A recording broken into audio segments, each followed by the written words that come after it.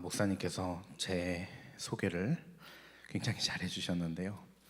제가 가지고 있는 그 사역의 프로필이 좀 복잡해서 간단하게 설명드리자면, 저는 제 나이를 밝힐게요. 그게 더 편할 겁니다. 88년생입니다. 네.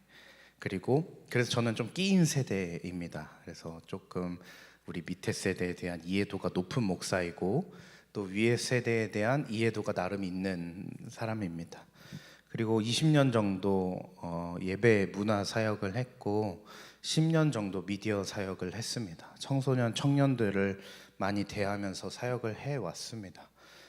미디어 사역을 하면서 콘텐츠를 만들고, 그리고 온라인상에서 청소년들을 많이 만나게 되었습니다.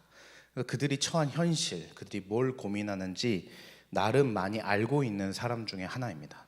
그러던 도중에 중독에 대해서 관심 갖게 되었습니다. 그 얘기를 좀 자세히 드릴 텐데요. 그게 어쩌면은 하나님께서 저에게 10년이라는 시간 동안 다음 세대를 만나게 하고, 미디어라는 생태계 속에서 다음 세대가 어떤 생각을 갖고 사는지를 알게 하셨기 때문에 중독에 대해서 굉장히 빠르게 이해할 수 있었던 것 같습니다. 오늘 짧은 시간이지만 중독에 대한 다양한 이야기들을 여러분들께 좀 전해드리도록 하겠습니다. 절반 정도는 강의 같은 내용도 있을 수 있지만 결국에는 설교 말씀이기 때문에 하나님의 말씀으로 받으면 감사하겠습니다.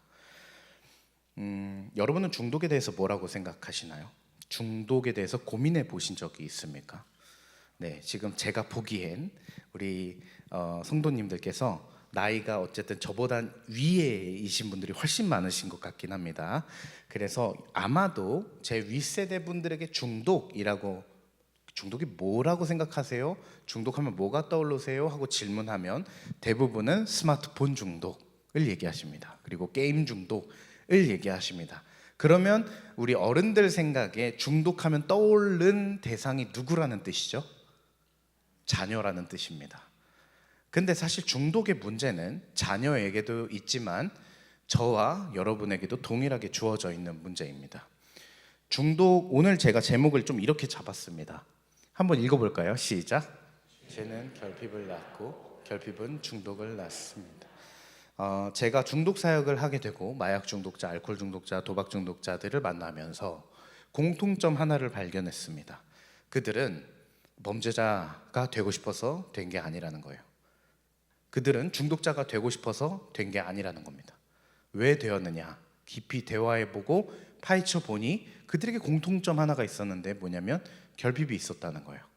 그 결핍이 대부분 어디서 왔냐면 가정에서 왔습니다. 부모에게서 왔고요.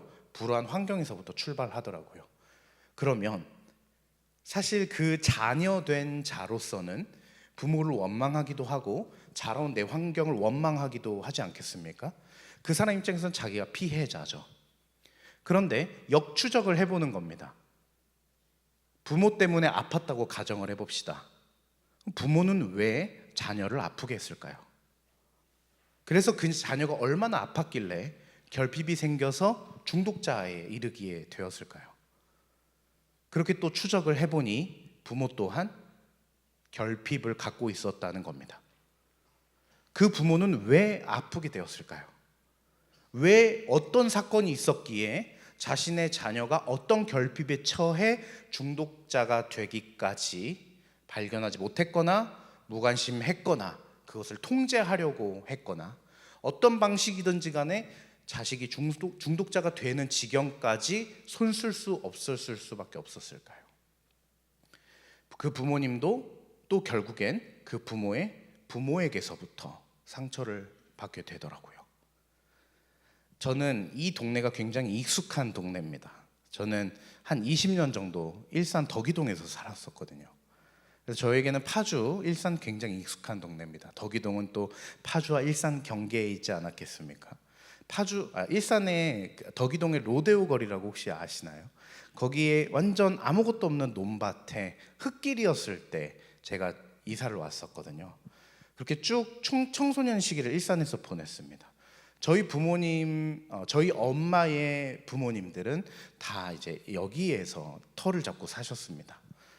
그래서 저는 어른들, 친척들의 삶을 보면서 그것들을 다 조합해서 퍼즐 맞듯이 퍼즐을 맞춰보니 결국엔 우리 부모님의 결핍 또한 할아버지 할머니로부터 왔고, 우리 이모의 결핍 또한 그에게로 왔고, 지금 제 사촌 동생과 제 사촌 누나가 굉장히 힘든 시기를 보내고 있는데, 그 힘든 시기를 이렇게 풀어 헤쳐보니 그곳엔 이모가 있었고, 이모가 왜 그런지 풀어 헤쳐보니 할아버지가 나오더라고요. 할아버지는 왜 그랬을까? 풀어 헤쳐보니 아마도 할아버지의 아버지가 또 그러셨겠죠. 그렇게 쭉쭉 타고 올라가면 누굴 만날 수 있을까요? 아담을 만나겠죠. 조크 같지만 굉장히 진지한 얘기입니다. 성경은 우리에게 죄가 끊임없이 전가되어 내려간다고 말합니다. 교리에서 이것을 전적 부패라고 말하죠. 인간은 죄인인 상태로 태어납니다. 이거는 뭐 부정할 수 없는 사실이지 않겠습니까? 교회를 다닌다면 죄인인 자가 결핍을 반드시 낳게 되어 있습니다. 그런데 그 결핍을 자기 스스로 해결하지 못하여 자녀에게 계속 전가해 주는 거죠. 그러다 보니 자녀가 어떻게 망가지는지도 모르게 됩니다. 자녀가 무엇 때문에 내가 이렇게 허한지 알지 못합니다. 그것을 풀고 싶어 합니다. 간단하고 아주 쉽게는 밤에 야식 먹고 엽떡 시켜 먹으면 스트레스가 풀리겠죠. 제가 그랬던 것 같습니다. 저는 마약 중독자를 대면하면서 뭘 깨달았냐면요, 내가 중독자구나 라는 걸 깨달았거든요. 누구에게나 중독의 문제가 있습니다. 스마트폰도 중독 맞는데요, 그보다 더 본질적인 중독들이 훨씬 더 많습니다. 인간 내면 본연의 것에서 출발된 뭔가 기술적인 중독이 아니라 굉장히 본성적인 중독들이 있거든요. 근데 제가 그 안경으로 저를 쳐다보니까 저도 그렇더라고요. 저는 굉장히 폭압적인 아버지 밑에서 자랐어요. 아버지가 왜 그러셨냐면, 그것도 이제 아버지의 아버지를 타고 쭉 올라가 보니 다 이해하게 되었지만, 어릴 적 당시에는 저는 제 아버지가 조금도 이해되지 않았습니다. 너무 미웠어요. 정말 죄송한 말씀이지만 아빠가 빨리 죽어버렸으면 좋겠다는 생각을 정말 많이 했어요. 아니면 내가 죽고 싶어, 둘 중에 하나였으면 좋겠어 였거든요. 제 청소년 시기가 그랬기 때문에 저는 어떻게든 아빠 소나기에서 벗어나는 것이 제 꿈이었고, 제 평생의 기도 제목 중에 하나는 난 절대 아빠 같은 사람이 되지 않을 거야가 제 기도 제목이었어요. 아마도 공감하시는 분들이 굉장히 많을 텐데요, 자기 부모님을 존경하기보다 증오하거나 미워하는 분들이 훨씬 더 많을 것입니다. 그런데 제가 결혼하고 나니까요, 너무 소름 돋게도 제가 너무 아빠를 닮은 거예요. 제가 제 아내랑 싸울 때 제 입에서 나오는 말투, 쓰는 단어, 제스처, 버릇, 끔찍하게도 아빠를 닮았더라고요. 우리는 뭐라고 하죠? 당신 또 아빠 닮아가지고 막 이렇게 하면서 더 상처를 건들고 해집고, 그렇게 해서 서로 더 헐뜯게 되고 서로의 부모까지 동원해 가면서 싸우고 그렇게 되는 거죠.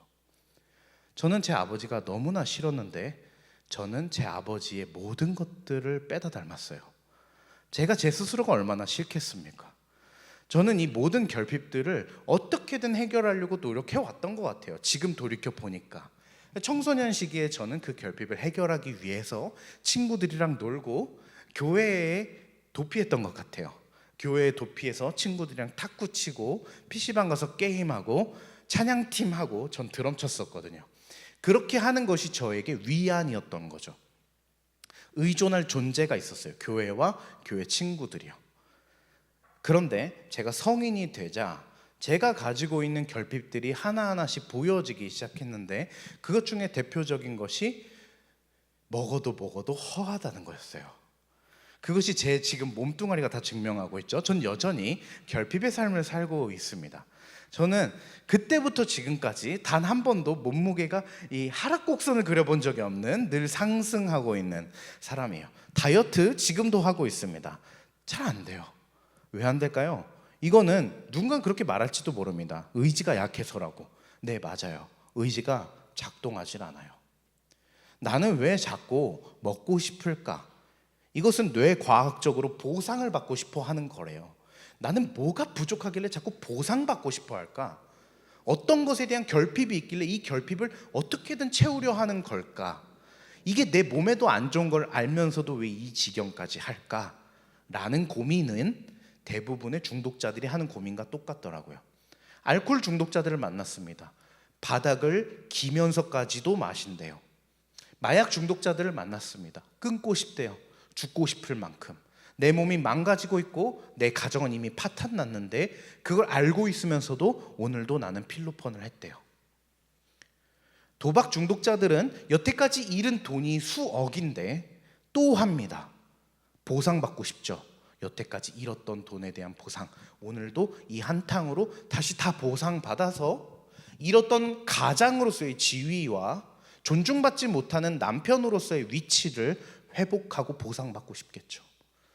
우리는 결핍을 해결하지 못한 채 어리석게도 늘 그런 방식으로 해결하려고 합니다. 저 또한 그런 관점에서 중독자라는 걸 깨달았어요. 내가 왜 그랬을까? 난 왜 그랬을까? 하나하나 추적해보니 저희 아버지는 제가 밥상에서 예의 바르게 하는 것을 매우 강조하셨더라고요. 그 당시에는 제가 그게 너무 당연해서 몰랐어요. 다 커보니 저희 아버지가 많이 과했더라고요. 밥상도 많이 엎으셨어요. 제가 맛있는 것만 골라 먹는 꼴을 보지 못하셨어요. 아버지도 그럴 만한 이유가 있으셨던 것 같아요. 사회적으로 내 자식을 내놓아도 괜찮은 놈이길 바라셨던 거죠. 그래서 얘가 어딜 가서든 괜찮은 아들이기를 바랬던 욕심이 과하셨던 거예요.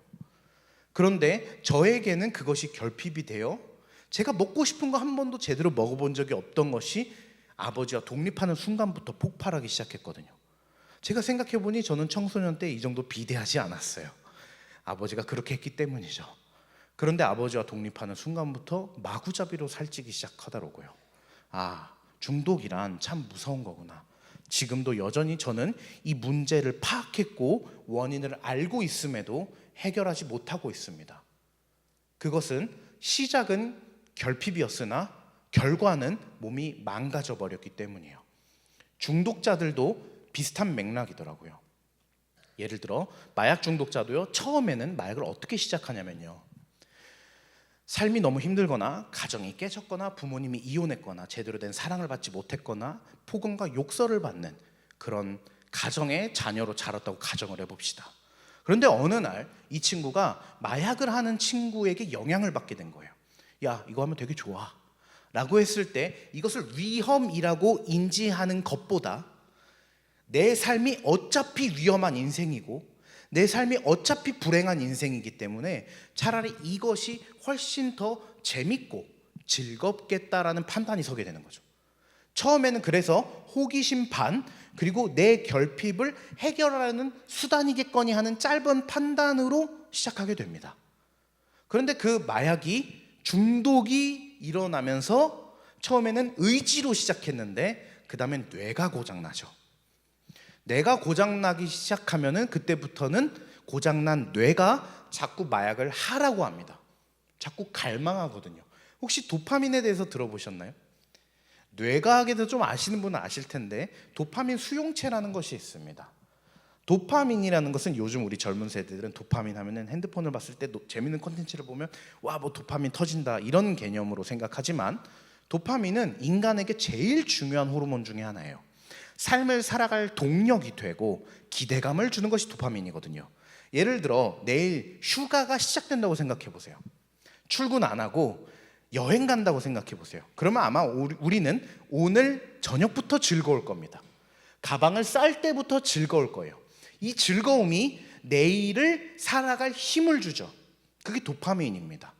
그런데 이 도파민은 그래서 우리에게 동력을 주고 살아갈 힘을 주는데 도파민이 과하게 쏟아지면 도파민 수용체가 문을 닫아요.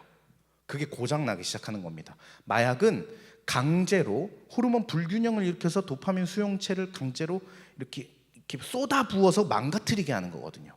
그래서 그 당시에는 굉장히 황홀해요. 그러나 이것이 결국에는 뇌를 망가뜨리게 되는 거죠. 제가 마약에 대해서 공부하면서 알게 되었는데 이건 상식 중에 하나더라고요. 이 공부를 하신 분들, 이쪽 심리 상담이라든지 뇌과학이라든지 중독을 공부하신 분들에겐 상식인데 혹시 모르시는 분이 있을까 봐 말씀드리겠습니다. 옛날에 베트남 전쟁이 있었잖아요. 그때 미군이 이제 병력을 파견해요. 그래서 마약을 나눠주죠. 왜냐면은 총을 맞아도 싸워야 되니까. 그래서 이제 여기 허벅지에다 이렇게 놓는 마약이 있단 말이에요. 그거를 놓고 이제 그러면은 진통 효과가 있는 거죠. 안 아프잖아요. 그러고도 싸우는 거예요. 그러니까 미군 중에서 많은 수의 병력들이 마약을 투여하면서도 싸웠습니다. 그거를 조사했어요. 전쟁이 끝나고 나서. 그래서 미군이 집으로 돌아간 거지. 미국으로 다시 본토로 돌아간 거예요. 마약을 투여한 미군 중에 몇 퍼센트가 마약 중독자가 됐을까요? 그것을 1년 차에 한 번 조사했고요. 3년 차에 한 번 조사했대요. 정말 놀라운 숫자가 나왔어요. 저는 이렇게 배웠습니다. 마약은 한 번 하면 무조건 중독돼. 그럴까요? 그럼 하나 예를 들어볼게요. 여러분, 술을 마시면 반드시 중독되나요? 그렇던가요? 경험이 있으셔도 괜찮습니다. 네, 그렇지 않아요. 담배가 그렇던가요? 경험이 있으신 분은 아신데요. 그렇지 않아요. 도박이 그렇던가요? 카지노에 가서 한 번 땡기면 무조건 중독되나요? 그렇지 않아요. 그런데 왜 마약은 그렇다고 할까요? 그만큼 강력한 중독 효과가 있기 때문이에요. 하지만 마약도 마찬가지입니다. 그렇지 않아요. 이 실례로 우리가 건강검진을 하러 가면 프로포폴을 맞습니다. 중독되던가요? 아니에요. 그런데 어떤 사람들은 중독되더래요. 연예인들 중독되잖아요. 그 사람들은 왜 거기에 중독될까요? 자신의 삶과 비교적 그 수면이 행복했던 거예요. 이게 얼마나 한탄스럽고 슬픈 일이냐면 내가 살아오는 하루의 일상보다 편하게 자는 순간이 더 행복했던 거예요. 그런 사람에게 중독이 옵니다. 마찬가지예요. 베트남 전쟁에 투여했던 사람들 중에 3년 뒤에 조사해보니 중독된 사람들은 불과 3%도 되지 않았대요. 대부분의 사람들은 중독되지 않았던 거예요. 이유는 뭐냐면 전쟁을 끝내고 집에 가니 날 환영해주는 아내가 있고 환영해주는 아빠 엄마가 있으며 가족이 있고 든든한 지지해주는 친구들이 있었던 사람들은 다 중독이 안 된 거예요. 그런데 돌아와 보니 가정은 깨져 있고 집안은 파탄나 있고 친구들은 없고 그런 사람들만이 중독된 것이죠. 그래서 중독 전문가들이 하는 말에 의하면 중독의 반대말은 관계래요. 인간에게 있어서 결핍을 해소하는 결정적인 요소가 관계인 거예요. 저는 이게 목사로서 굉장히 신학적 신비를 느꼈거든요. 이건 아마도 중독학을 전문하시는 분들이나 심리 상담학을 전문하시는 분들은 잘 모르실 수 있는 영역이에요. 우리 기독교가 말하는 정말 수많은 가르침 중에 핵심적인 것이 교회입니다. 교회는 공동체예요. 공동체는 회복의 힘이 있습니다. 그런 말이 있죠. 어떤 병이든 어떤 아픔이든 공동체 안에서 회복된다는 거예요. 물론 병원에 가야 되는 병도 있습니다. 그것은 제가 아까 말했듯 이미 뇌가 망가진 사람이라면요. 심리적으로도 뇌가 망가져버린 병원에 가야 합니다. 그러나 뿌리 깊은 결핍은 결국엔 관계에서 회복되더라는 거예요. 하나님께서는 인간을 그렇게 창조하셨기 때문에 교회를 모이라고 한 것이 아닐까라는 생각을 하게 되었어요. 만약에 개인 구원만이 중요하다면 뭐하러 모이라고 하고 뭐하러 교회가 구성되어야 합니까? 예수 믿고 입으로 시인하면 구원에 이른다. 땡. 그리고 다 그냥 알아서 살면 되잖아요. 그런데 성경은 계속 말합니다. 공동체를 너무 많이 강조해요. 오죽했으면은 광야에서 함께 거닐던 사람들을 신학에서는 광야 교회라고 말할까요? 그만큼 고통도 함께하고 슬픔도 함께하는 공동체가 세상의 그 어떤 결핍도 해결한다라는 겁니다. 제가 마약 중독자들을 대면하면서 배운 것 중에 하나는 그들이 회복하기 위해서 별의별 것들을 다 하지만 결국에는 어디에서 가장 큰 효과를 발휘하냐면요, 중독자들끼리 서로 모여서 중독에 대하여 대화할 때 회복하더라는 거예요. 그것을 자조 모임이라고 하더라고요.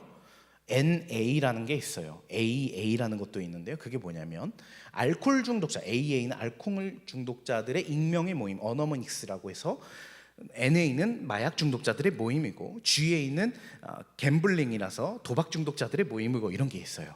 미국에서 시작했는데 우리나라에도 AA만 300개는 돼요.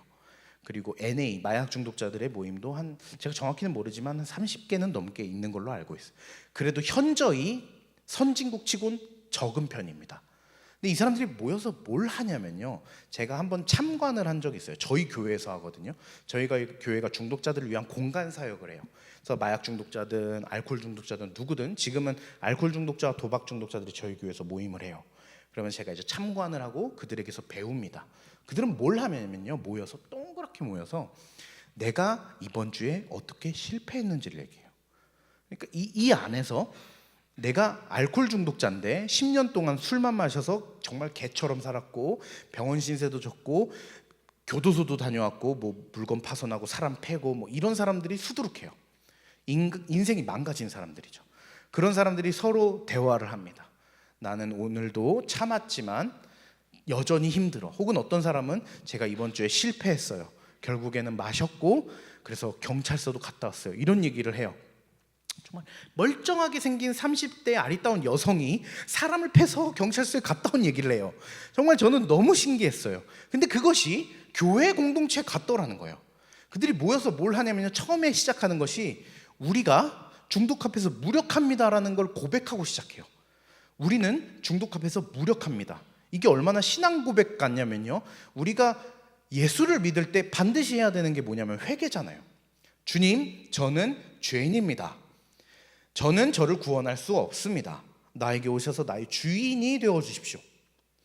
똑같은 그 멘트더라고요. 우리는 중독 앞에서 무력합니다. 우리는 우리 스스로 회복할 힘이 없습니다. 그러니 우리 힘으로 하는 것이 아닌 위대하신 힘을 통하여 하도록 도와주십시오. 이런 식의 기도문이 있어요. 근데 이게 원래는 성경에서 나왔고 목사님들이 만든 거거든요. 그래서 원래는 그 위대하신 힘이 가시의 영어로, 그리고 우리에게 있어서 하나님이죠. 근데 불교도 있고 뭐 다른 종교도 있고 무교도 있고 기독교를 싫어하는 사람들도 있고 그런 사람들을 받아들이기 위해 언어만 살짝 순화했을 뿐, 그들 중에 과반수 이상은 그것이 우리가 믿는 하나님이구나 라고 저는 느꼈어요. 다들 하나님이 어떤 분이신지 체험하고 있구나. 그런 걸 보면서 관계 회복이 얼마나 대단한가에 대해서도 알게 되었습니다. 오늘 본문으로 잠깐 한번 넘어가 보도록 할게요. 오늘 본문에는 나병 환자가 나옵니다. 나병이 어떤 병인지 여러분 다 아시죠? 문둥병, 피부가 썩어 들어가고 근육이 녹아내리고 심지어는 뼈까지 녹아내리는 그런 병입니다. 나병 환자들은 걸리면 진영 밖에 쫓겨나서 살게 되어 있습니다. 그렇죠? 그래서 서로 나병 환자들끼리 모여서 살게 되어 있습니다. 그 이유는 전염병이기 때문이에요. 그런데 나병이 어떻게 전염되는지 혹시 아시는 분 계신가요? 나병은 어떻게 전염되는지 아시나요? 물 좀 마시겠습니다. 전 사실 잘 몰랐었어요. 그냥 나병은 전염병이다 이렇게만 알고 있었거든요. 근데 나병이요, 코로나랑 비슷하더라고요. 호흡기 전염됩니다. 호흡기로 전염되는데요, 당시 사람들도요 사회적 거리두기를 했대요. 기록에 다 되어 있고 나와 있는데 그것이 거리가 얼만큼이냐? 똑같아요. 2m. 지금 우리랑 비슷해, 코로나 때랑 비슷한 거죠. 그런데 이 정도까지도 거리를 벌렸대요. 30m. 어떨 때 그렇게 거리를 벌렸냐면요, 나병 환자에게 바람이 등질 때, 그때는 나병 환자와 30m의 거리를 둬야 했대요. 그리고 나병 환자는 성경에도 나오는 얘기인데, 나병 환자 옆에 멀쩡한 사람이 지나가게 되면 나병 환자가 뭘 해야 했을까요? 아시는 분 계신가요? 소리치게 되어 있었습니다. 나는 부정하다. 나는 부정하다. 어떻게? 들릴 만큼. 근데 이게 나병 환자 입장에서 한번 생각을 해봤어요. 이게 어떤 마음일까? 스스로 자기 입으로 나는 부정하다라고 하는 것이 어떤 의미일까? 이것이 우리가 개역 개정, 개역 한글 이런 한글 성경으로 봐서 그렇지 번역된 말투잖아요. 그냥 우리 말투라면 이게 어떤 뉘앙스의 말이었을까요? 저는 더럽습니다. 저에게 가까이 오지 마십시오. 이런 표현을 자기 입으로 타인에게 들릴 만큼 소리 질러야 하지 않았을까요? 저 사람이 나에게 가까이 와서 감염되면 안 되니까요. 제가 이 본문을 읽으면서 또 하나 깨달은 것이 있었어요. 이 본문은 사실 나병 환자를 치유하신 예수님의 거룩함을 강조하는 본문이긴 해요. 나병 환자를 만지셔서 치유하신 예수님이 나병을 옮으시기보다 오히려 하나님의 거룩하심이 나병 환자에게 전가되어 나병 환자가 치유됐더라가 오늘 본문의 핵심이긴 합니다. 그러나 저는 중독에 대한 사역을 하다 보니 이 본문이 조금 달리 보였어요. 나병 환자는 실제로 그냥 어느 날 갑자기 호흡기로 전염되는 것이기 때문에 저와 여러분처럼 그냥 열심히 평범하게 살다가 갑자기 걸리는 거기도 해요. 우리가 코로나 한 번쯤 걸렸던 것처럼요. 그런데 그렇게 갑자기 걸려서 피부가 조금 발진이 일어나고 조금 가려워지고 뭔가 약간 불편해지기 시작할 때 제사장에게 가게 되어 있습니다. 그리고 그 피부를 보여주면 제사장이 진단을 내려줘요. 너 나병이야. 그렇게 되면 어떻게 될까요? 바로 진영 밖으로 쫓겨납니다. 어느 날 졸지에 내 자녀가 혹은 내 부모가 내 친구가 갑자기 진영 밖으로 쫓겨나 사회적 격리를 하는데 볼 수가 없는 게 더 이상 만날 수 있는 존재가 아닌 거예요. 마스크 끼고 만나고 그런 게 아니잖아요. 더 이상 어쩌면 죽을 때까지 만날 수 없는 사람이 되는 거예요. 성경은 이렇게 나와 있습니다. 나병이 회복되거든 제사장에게 가서 깨끗해진 자신의 몸을 보여줬을 때 제사장이 너 나았어 라고 하면은 다시 사회 안으로 들어올 수 있대요. 그러나 성경 어디를 봐도요, 그리고 당시 문헌인 다양한 문헌들을 봐도요, 나병 환자가 깨끗하게 되어져서 제사장에게 통과된 사람이 없어요. 대부분 어떻다는 거예요? 결국엔 그렇게 격리되어 죽을 때까지 나병 환자로 산다는 거겠죠. 그게 나병 환자와 나병 환자 가정에게 어떤 의미를 지니고 있을까요? 그런 것처럼 나병 환자는 자신을 무능하고 쓰레기고 사회적으로 버림받았고 아무런 인생으로서의 가치가 없는 존재라고 외치는 존재이고, 그 나병 환자가 사랑했던 가정은 그 나병 환자 단숨에 분리되어 늘 누군가를 원망하지 못한 채, 그래서 어쩌면은 상상을 해봤어요. 어쩌면은 이 나병 환자에게 전염시킨 사람도 결국 나병 환자일 테니 그 나병 환자들을 증오하거나 미워하지 않았을까? 이 양가 감정이 얼마나 힘들었을까? 이것을 저는 어디서 느꼈냐면 우리가 코로나 때 그랬었어요. 우리 초반에요, 누가 감염됐을 때 누구 때문에 감염된 건지에 대해서 굉장히 예민했었고 그게 사회적 이슈였었습니다. 이스라엘 사회도 당연히 그랬을 거예요. 근데 나병 환자가 예수님께서 자신이 있는 동네에 오신다는 소문을 듣자 예수님을 만날 생각을 해요. 도저히 할 수 없는 상상입니다. 그거는 절대 금기시되는 일이에요. 환자가 아닌 사람을 나병 환자가 만난다는 것은. 근데 어떤 나병 환자가 매우 크게 용기를 내어 예수님께 다가가죠. 근데 그때 나병 환자의 멘트가 어떤 멘트냐면 2절을 한번 다시 보여주세요. 2절에 보면 이런 말씀이 나옵니다. 제가 읽어드릴게요. 한 나병 환자가 나와 절하여 이르되 주여 원하시면 저를 깨끗하게 하실 수 있나이다 하거늘. 원하시면 깨끗하게 하실 수 있나이다. 이게 무슨 말이냐면 예수께서는 나병 환자를 깨끗하게 하실 수 있을까요? 없을까요? 있죠. 그리고 여태까지 그런 거를 보여줬잖아요. 소문에 의하면 얼마나 많은 기적들을 일으키셨는데요. 나 정도야 당연히 깨끗하게 하실 수 있는 분이지, 문제는 저분이 나를 원하실까인 거예요. 이 더럽고 이 부정한 나라는 존재를 치유해 주기를 원하실까? 그분의 능력은 의심할 여지가 없어요. 그분의 의지가 중요했던 거예요. 그래서 나병 환자의 멘트가 주님이 원하신다면 저 깨끗하게 하실 수 있습니다 였던 거예요. 그런데 예수님의 대답은 뭐예요? 3절입니다. 제가 읽어드릴게요. 예수께서 손을 내밀어 그에게 대시며 이르시되 내가 원하노니 깨끗함을 받으라 하시니 즉시 그 나병이 깨끗하여진지라. 저는 이 본문을 읽고 펑펑 울었어요. 뭘 느꼈냐면요, 내가 사역 대상으로 삼는 우리 마약 중독자들이 어쩌면 이런 마음일지도 모르겠다. 주님을 만나는 마음이 이런 마음일지도 모르겠다. 주님, 이렇게 망가진, 그리고 이렇게 사회적으로 지탄받는, 당연히 낙인 찍혀서 살아가는 저 같은 범죄자인 마약 중독자도 원하십니까? 라고 질문하는 것 같은 거예요. 근데 주께서는 그의 몸에, 그의 마음에 손을 대시며 내가 널 원한다 라고 대답한다는 거죠. 제가 마약 중독 사역을 하게 된 이유는 사실 좀 기가 막힌 사건이 있었습니다. 그 전까지는 사실은 저는 중독자를 싫어했었어요. 제 아내가 마약 중독 상담사인데 처음에 제 아내랑 어떻게 결혼을 하게 됐는지 잠깐 길어졌으니까 좀 재미있는 얘기를 좀 해드릴게요. 제 아내가 처음에 저한테 메신저로 연락이 왔어요. 제가 그 당시에 이제 미디어 사역을 하면서 여러 가지 컨텐츠를 만들어서 이 기독교 세상에 막 퍼뜨리는 그런 역할을 했었고, 뭘 해도 조회수가 꽤 잘 나오는 그런 성과들이 많았거든요. 그래서 제 아내가 어떻게 알았는지 저한테 연락이 왔어요.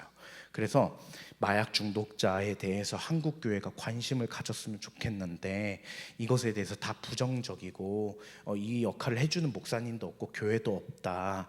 혹시 이것을 좀 컨텐츠로 만들어서 확산시켜 줄 수 있겠느냐. 근데 저도 약간 PD 역할을 하던 사람인지라 그게 굉장히 엄청 중요한 아이템처럼 느껴진 거죠. 이거 되게 중요한 컨텐츠가 되겠다. 그래서 팀 회의까지 했어요.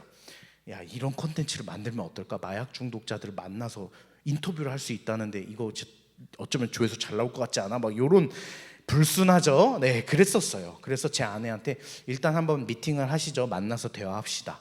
그래서 만났는데 사람으로 좋은 거예요. 정말 죄송하지만 저도 남자인지라 사람으로 좋은 거예요. 그래서 네 했지만 이 사람 참 괜찮은 사람이네 이렇게 처음엔 생각을 했던 거죠. 어쨌든 처음에는 해준다는 식으로 꼬셨습니다. 네, 그렇게 해서 제 아내는 완전 마약 중독자 회복 사역에 꽂혀 있는 상태였어요. 그래서 박요한이라는 사람이 이렇게 날 도와준다니 하면서 굉장히 처음엔 너무 기뻐했었어요. 저는 그 모습이 너무 귀엽고 이뻐가지고 제가 도와줄게요 막 했었던 거죠. 그땐 정말 진심이었어요. 진짜 도와줘야지. 왜냐면 내가 좋아하는 사람이 되었으니까. 그래서 어떻게 저떻게 해서 사귀게 됐거든요. 사귀고 나니까 얘기가 달라지는 거예요. 뭐가 달라졌느냐? 싫은 거예요. 내 아내가 아니죠. 내 여자친구가 마약 중독자랑 밀실에서 1대1로 상담한다는 게 굉장히 걱정되는 거예요. 그렇지 않겠어요? 남자 입장에서 대부분 마약 중독자 하면은 여러분 어떤 상상이 드세요?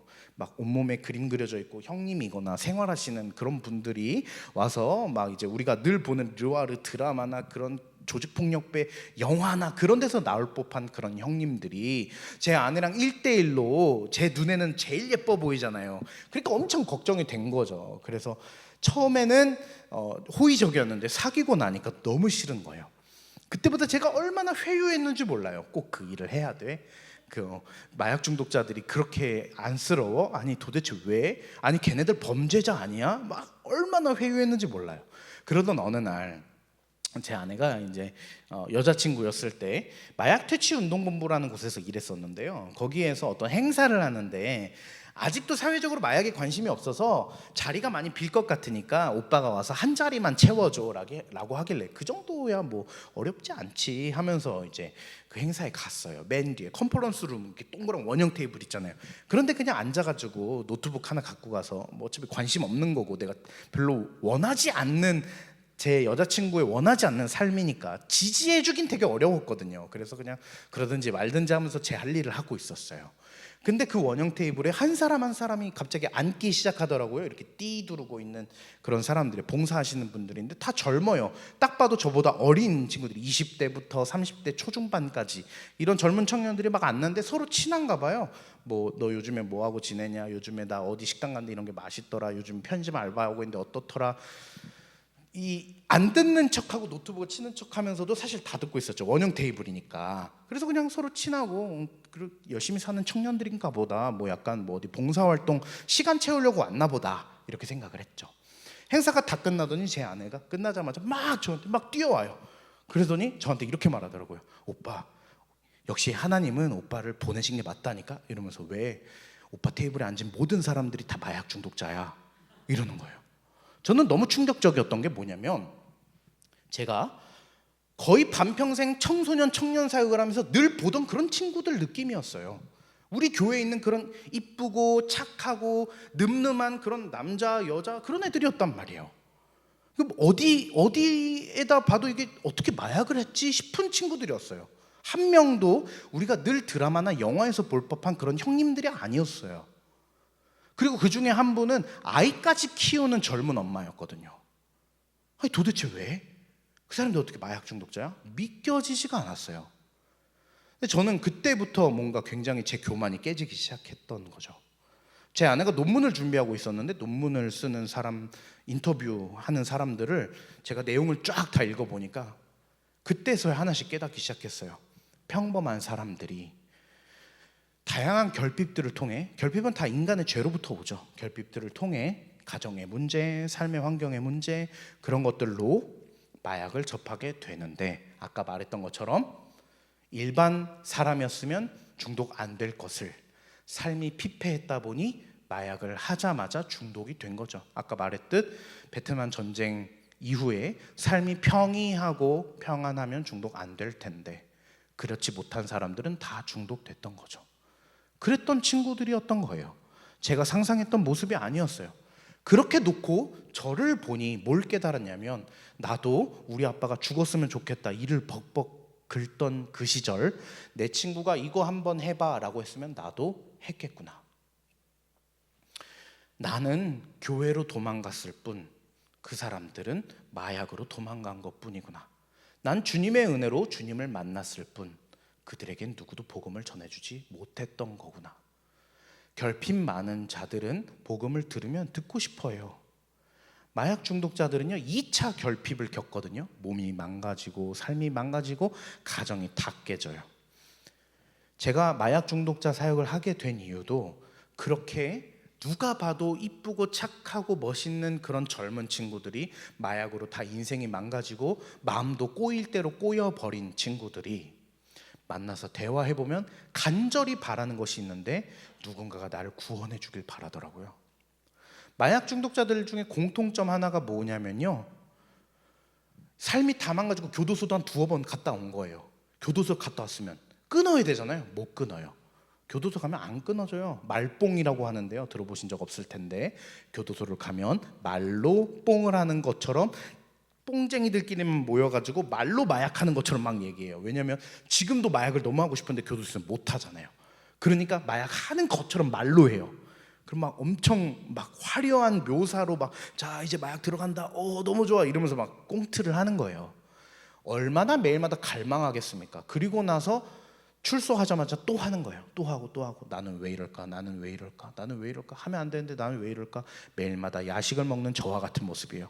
먹고 나서 나는 왜 또 먹었을까? 왜 또 먹었을까? 나는 이렇게 살쪘는데 왜 또 먹었을까? 몸이 안 좋다고 하는데 의사 선생님이 하지 말라 그랬는데 왜 또 할까? 전혀 욕할 게 아니구나. 전혀 그 사람들 손가락질 할 게 아니구나. 그 사람들은 그냥 나병 환자와 같은 존재구나 라는 걸 깨달은 거죠. 그 사람들을 만나서 복음을 전해줄 목사가 없다는 걸 알게 됐어요. 그 사람들이 그렇게 출소해서요 또 하고 또 하다 보면 몸이 다 망가져서 몸을 질질 끌고 거리로 서성이다가 어느 날 빨간색 십자가만 보면은 거기에서 주저앉아 무릎 꿇고 기도한대요. 교회 들어갈 수는 없대요. 왜냐하면 들어가면 쫓겨난대요. 저는 교회 들어갔다가 쫓겨난 마약 환자들을 많이 봤어요. 그 어느 곳에서도 환영받지 못해요. 일반 청년부의 마약 중독자가 그 교회 간다고 생각해 보세요. 받아줄 교회 거의 없습니다. 그래서 저는 쫓겨난 사람들을 받아들여줘야 하는데, 문제는 제가 개척한 저희 해움교회도 우리 교회 성도들이 받아줄까에 대해서 퀘스천이었어요. 자신이 없었어요. 저도 어려운데요. 저도 처음에 그랬는걸요. 그래서 제가 분리한 거예요. 저희 교회 목회는 목회대로 하고요, 교회는 교회대로 하고, 교회 다 끝나고 이 사역에 동의가 안 되는 사람은 그냥 가요. 끝나고 그냥 다 가고, 그 중에 일부가 이 사역을 하고 싶어 해요. 그 사람들과 같이 또 외부에서 이 사역에 연합하고 싶은 사람이 와서, 그러면 이제 저녁에 마약 중독자들이 와요, 저희 교회로. 그러면 따로 예배를 드립니다. 그래서 이거는 갈대와 등불이라는 선교단체를 만들어서 이건 따로 사역하고, 교회는 교회대로 따로 사역하게 된 거예요. 복음을 전해줄 목사가 없고, 목사를 만나고 싶어 하는데 만나주지 않고. 제가 이번 주에도 구치소에 가서 마약 전과 10범 이신 65년생 어르신을 만났어요. 그분이 국선 변호사한테 그런 말을 했다 하더라고요. 저는 죽을 때까지 마약을 끊지 못할 것 같습니다. 근데 그 말이 너무 안타까워서 그 변호사님이 수소문을 해서 저에게 연락을 하신 거예요. 한 번만 만나달라고. 제가 그분께 복음을 전하고 하나님이 당신을 정말 사랑합니다. 그러니까 사실 무조건 형을 받으실 거예요. 나오실 리가 없어요. 10범이잖아요. 그리고 심지어 절대 투여하지 말아야 될 그 기간이 있는데 그때 걸렸거든요. 그래서 예후가 좋지 않습니다. 그 판례에 따르면은 아마 3년 정도는 받으실 텐데 3년 뒤에 꼭 봅시다. 저 찾아오세요. 저희 예배 꼭 드리러 오세요. 저희 공동체에서 함께 회복해 나갑시다. 이런 사역을 하고 있어요. 저도 이거 도대체 왜 하고 있는지 모르겠어요. 어떤 기쁨도 어떤 즐거움도 사실 없어요. 매 주일마다 마약 중독자에게 무슨 설교를 해야 되지? 스트레스가 너무 가득해요. 저에게 너무 큰 고통이에요, 사실은. 근데 그렇게 힘들게 예배를 준비하고 중독자들을 대면하고 나면 늘 마음속에 큰 감사가 나오더라고요. 마약 중독 얘기는 여기까지 하고요. 이제 9시가 넘었으니까 마무리에 들어가도록 하겠습니다. 중독은 결핍에서부터 나옵니다. 크게는 마약 중독, 도박 중독, 알코올 중독이 있고, 작게는 되게 짜잘한 핸드폰으로 중독된 게임 중독. 어쩌면은요, 집에 가서 혹시 아들이 계신다면 게임하고 있으면은 머리 쓰다듬어 주시면서 게임이라도 해서 다행이다라고 생각해 주시는 게 좋을지도 모릅니다. 세상에는 정말 무서운 중독들이 많아요. 그것들 중에 굉장히 약과 같은 중독들이 있을 뿐이죠. 사실 생각해 보면 우린 다 무언가에 중독되어 있어요. 드라마 중독도 있고요, 쇼핑 중독도 있고요. 잘 모르시는데 제일 무서운 게 제가 느끼기에는요, 관계 중독이 진짜 무서워요. 관계 중독이 뭐냐면요, 타인의 평가나 타인의 시선으로 삶을 구성해 나가는 사람들이 관계 중독이거든요. 저 사람이 나를 어떻게 볼지 늘 생각하면서 살아가는 사람. 내가 남에게 이렇게 평가받을 때 행복하고 이렇게 평가받으면 죽을 것 같은 사람. 이런 것들을 관계 중독이라고 하는데요. 관계 중독 걸린 사람들은 삶에 대한 판단을 늘 타인을 기준으로 판단하기 때문에 숨 쉬는 모든 순간이 불행해요. 내가 원하는 대로 하지 못하고 남들이 나를 좋게 평가해 줄 때까지 살기 때문에 망가질 수밖에 없거든요. 그래서 생각해 보면 우리가 처한 수많은 중독들 중에 우리가 가지고 있는 귀여운 중독들 정도는 그렇게 큰 문제가 아니니, 다만 원인은 알자고요. 이 모든 중독들은 작고 크든 다 결핍으로부터 왔고요. 결핍은 사실 죄로부터 왔습니다. 이 결핍과 죄의 문제는 교회에서 복음으로, 말씀으로, 공동체로 회복되는 겁니다. 그런데 중독 중의 일부가 이미 뇌를 망가뜨렸다면 그것은 병원에 가야 돼요. 그 중독 중의 일부가 이미 마음의 깊은 곳에 큰 상처를 냈다면 그건 상담을 받아야 돼요. 그러나 결국 궁극적인 뿌리는 다 우리 영혼에서 온 것이기 때문에 그 영혼에서 온 궁극적 해결은 주님으로부터 해결받을 수 있고 공동체로부터 해결받을 수 있습니다. 제가 이런 강의를 할 때마다 제가 사실 성경 본문 되게 많이 가져왔어요. 하나도 못 읽었는데요. 네, 읽진 않고요. 제가 3가지 중독에 대한 대안을 좀 드리고 마무리를 지을 건데요. 첫 번째는 관계 안으로 들어가는 겁니다. 여러분 혹은 여러분의 자녀가 어떤 중독에 처해 있다면요, 혹시 모르니까 말씀드리는 거예요. 절대 교회에서도 밝힐 수 없는 중독이 있을 수 있거든요. 왜냐면 저희 교회도 다 멀쩡해 보이는 청년들이고 성도들인데 제가 중독 사역을 하기 시작하니까 우리 목사님이 내가 이런 정도 얘기하면 놀라지 않고 받아들여 주시겠다라는 그런 게 생겼는지 갑자기 집안 얘기를 하기 시작하는데 보니까 저희 교회 80% 이상이 다 중독자 가정이더라고요. 교회도 제가 볼 때 한국 교회 거의 대부분은 본인은 중독자가 아니더라고요. 가정 중에 누군가가 중독자일 수 있어요. 아버지가 알코올 중독자라든지 자녀가 도박 중독자든지 매우 흔합니다. 그렇기 때문에 그런 분들에게 권면하는 권면도 이렇게 지시하듯 뭔가 이렇게 압박하듯 그렇게 하지 마시고 천천히 유도하면 좋을 것 같아요. 첫 번째는 관계 안으로 들어가야 되는 겁니다. 관계 안으로 들어가도록 도와주세요. 그것이 꼭 교회는 아니어도 됩니다. 네, 그 뭐 친구들이랑 축구하는 것도 괜찮고 친구들이랑 놀러 다니는 것도 괜찮고 그래서 공부 안 하고 자꾸 애들이랑 놀러 다닌다? 그거 차라리 나은 걸 수도 있어요. 네, 그래서 만약에 중독이라면 관계로 해결하도록 꼭 도우시고, 두 번째는 영원한 샘물이신 주님과 동행하는 것입니다. 제가 유기성 목사님을 만나고 굉장히 크게 배운 것 중에 하나가 결국에는 기독교인의 본질은 주님과 동행하는 거더라고요. 근데 성경에 보면 이런 말이 있잖아요. 예수께서 대답하여 이르시되 이 물을 마시는 자마다 목마르지 아니하려거니와 내가 주는 물을 마시는 자는 영원히 목마르지 아니하리니 내가 주는 물은 그 속에서 영생하도록 솟아나는 샘물이 되리라. 이 물로 비유하신 게 참 탁월한 것 같아요. 결핍은 곧 갈증과도 같잖아요. 제가 지금 굉장히 갈증이 나요. 근데 이걸 마시는 순간 괜찮아지죠. 그런데 제가 지금 계속 말하고 있잖아요. 그럼 또 목말라지겠죠. 물은 사실 일시적이죠. 그런데 주님께서는 영원한 샘물이래요. 마약이든 뭐든 다 일시적인 결핍을 해결할 뿐이죠. 그러나 영원한 샘물이신 주님 안에 거한다면 중독은 사실 그렇게 큰 문제가 아닙니다. 그리고 세 번째는 중독 앞에 무력한 존재임을 인정해야 합니다. 이것은 여러분 자녀한테 가서 너 게임 중독에 무력하다는 것을 인정해 라고 하라는 뜻이 아니고요. 본인이 그렇게 느낄 수밖에 없을 만큼 바닥을 쳐야만 합니다. 마약 중독자도 회복하려면 내가 중독자구나 하는 바닥을 쳐야만 해요. 그래서 그 칠 때까지 냅둘 수는 없는데요. 그래도 그 과정 중에 내가 중독자라는 것을 인지할 수 있는 사려 깊은 대화들은 필요해요. 그런 것들을 통해서 아 맞네, 내가 게임을 왜 하는 걸까? 저도 굉장히 게임을 좋아했었거든요, 어렸을 때. 근데 왜 이렇게 게임을 좋아했지라고 생각해 보니 남자는 약간 이런 거예요. 남자 변호하는 건 절대 아닌데 남자는 사냥꾼 같은 존재로 태어나요. 우가차카 시절에 보면은 사냥을 나간단 말이에요. 근데 모든 남자들은 그런 본성이 있어요. 그게 충족이 안 되면 모니터 안에서라도 사냥하는 거예요. 사냥 활동 중이다. 그러니까 얼마나 삶이 불만족스러우면은 사냥을 하고 있나, 모니터 앞에서. 그렇게 생각하면 참 안타깝고 참 그렇죠. 네, 귀엽기도 하고.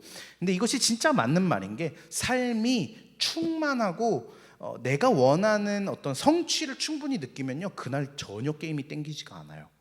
이게 진짜 그래요.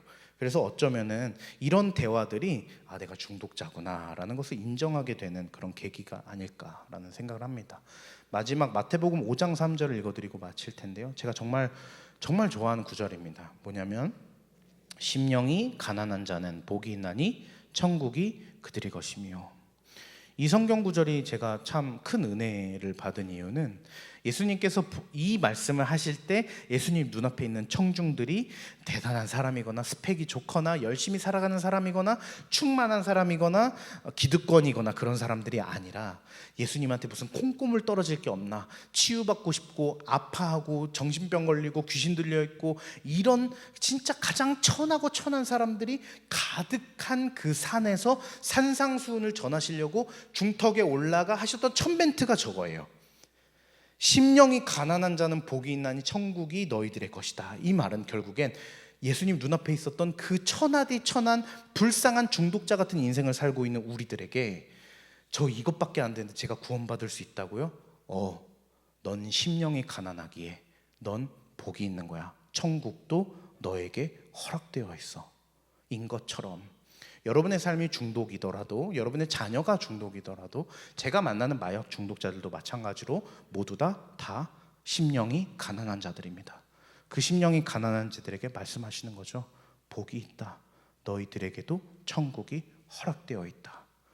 우리의 삶 속에서 주님의 넉넉한 마음이 스며들어와 여러분의 친구와 자녀와 이웃과 나 자신에게 나에게도 하나님 나라가 허락되었다 선언하고 위로하고 사랑할 줄 아는 우리가 되길 원합니다.